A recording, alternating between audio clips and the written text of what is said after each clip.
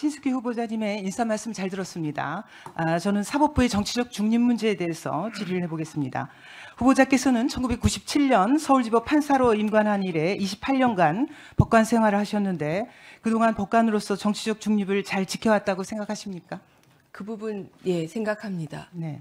안타깝게도 지난 6년간 김명수 전 대법원장 체제의 사법부는 고유의 독립성을 지키지 못했습니다. 사법개혁이라는 미명 아래 김 전 대법원장은 민변, 우리법연구회, 국제인권법연구회 소속 법관들을 요직에 대거 기용했습니다. 그 결과 이른바 정치 판사들이 도처에 난무하는 가운데 법치주의 근간이 크게 훼손되었습니다.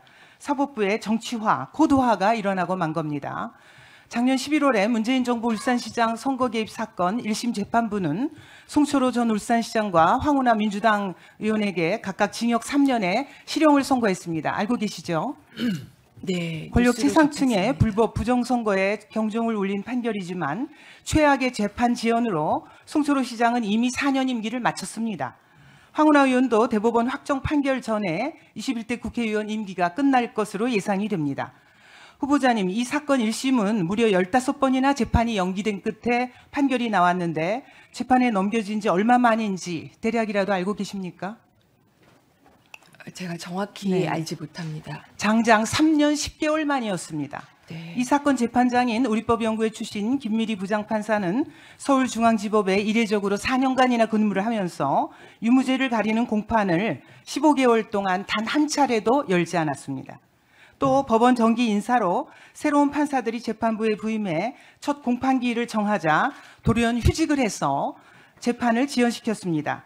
김미리 판사는 조국 전 장관 사건 1심 재판장을 맡기도 했는데 이 사건도 15차례나 기일이 연기되어 1심 선고가 자그마치 3년 1개월 만에 나왔습니다. 또 다른 우리법연구회 출신 김민기 부장판사는 김경수 전 경남지사의 드루핑 사건에서 항소심 재판부 주심을 맡았는데요. 김 전 지사가 1심에서 징역 2년형을 선고받고 법정 구속된 지 겨우 77일 만에 보석을 허가해 주었습니다. 이뿐이 아닙니다. 김민기 판사는 항소심 선고를 2차례나 연기하더니 급기야는 1심 재판부가 징역 10개월에 집행유예 2년형을 내린 공직선거법 위반 혐의에 대해서 무죄를 선고하기도 했습니다. 지난달 양승태 전 대법원장은 사법행정권 남용 의혹 사건 1심에서 무죄를 선고받았지만 이 사건으로 기소된 14명의 고위 법관 중 2명은 1심에서 유죄를 선고받았습니다. 그런데 이 2명에게 유죄를 선고한 판사는 2017년 김명수 대법원장에게 이 사건 연루자들을 단죄해야 한다라고 말했던 우리법연구회 출신 윤종섭 부장판사입니다. 후보자님, 이 발언은 재판을 하기도 전에 유죄를 선고한 것이나 마찬가지 아닙니까? 애초에 이런 사람에게 재판을 맡겨서는 안 됐는데 김 전 대법원장이 윤종섭 부장판사에게 사건을 맡겨서 유죄를 이끌어냈습니다. 이 문제에 대해서 어떻게 생각하십니까? 네, 저는 저희 지난번 조희대 대법원장님께서 청문회나 기자 간담회에서 말씀하셨듯이 저희 법관들이 법과 원칙에 따라 재판을 하고 있다고 믿습니다. 그래서 혹시 어떤 다른 간담회 자리에서 그런 사적인 의견을 밝혔다 하더라도 재판을 할 때는 증거에 따라 판단을 했으리라고 믿고 싶습니다. 네. 너무 선의의 본인의 선의에서 다른 법관들을 판단하시는 것 같습니다. 제가 계속해서 이 불공정 사례라고 할까 말씀드리겠습니다. 최강욱 전 의원 재판은 최강욱 변호사가 대표로 있던 법무법인 청맥에서 조국 전 장관 아들이 실제로 인턴을 했는지 안 했는지만 가리면 되는 간단한 사안이었습니다. 그런데 1심 결과가 나오기까지 1년이 걸렸습니다. 2심도 1심과 같은 형을 선고하면서 1년 4개월을 끌었습니다.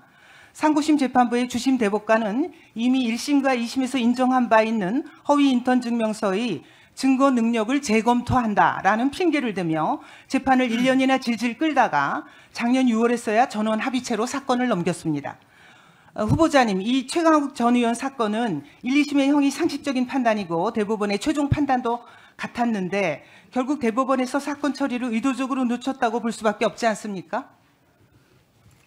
네, 제가 그 사건 진행 과정을 정확히 알지 못하고 아까도 말씀드린 바와 같이 저는 법관들이 충실하게 재판을 하고 있다고 믿고 있습니다.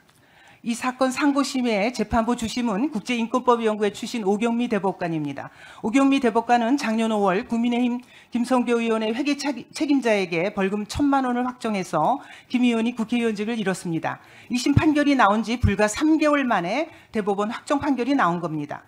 국민의힘 의원 사건은 3개월 만에 속전속결로 끝내버리면서 민주당 의원 사건은 늑장을 부려 1년 3개월이나 끌고 있으니 대법원 판결이 공정하다고 생각할 국민이 얼마나 되겠습니까? 또 다른 국제인권법연구회 출신 오현석 부장판사의 경우 지난 2017년 문재인 대통령의 김명수 대법원장 후보자 지명 후 재판이 곧 정치라고 말해도 좋은 측면이 있다. 판사들 저마다 정치적 성향들이 있다는 진실을 존중해야 한다고 발언해 법관의 정치적 중립을 훼손했다는 비판을 받았습니다. 과거의 소송 당사자들은 자기 사건을 맡은 판사가 유죄 판결을 많이 하는지 중형을 많이 선고하는지를 궁금해했는데 요즘에는 판사가 우리법연구회나 국제인권법연구회 소속인지부터 묻는다고 합니다. 후보자님, 이는 공정성을 생명으로 하는 사법부가 김명수 대법원장 아래서 그야말로 심각한 위기에 처했다는 걸 반증하는 것 아니겠습니까? 어떻게 생각하십니까? 네, 그 재판이 곧 정치라고 말해도 좋은 측면이 있다라는 말이 있었다는 것을 저는 최근에 알고 제가 좀 왜 그 부분을 놓쳤는지 모르겠는데요. 찾아보았습니다. 그 말씀은 굉장히 부적절한 오해를 불러일으킬 수 있는 표현이었다고 생각합니다. 네. 자, 거기까지만 말씀드리겠습니다. 자, 지금 이제 그 김명수 사법부가 풀어야 할 숙제들이 제일 많은데 그 중에서도 가장 큰 과제는 사법부의 정치적 중립이라고 봅니다. 후보자께서 대법관이 되신다면 사법부의 정치에 어떤 노력을 하실 생각이신지요?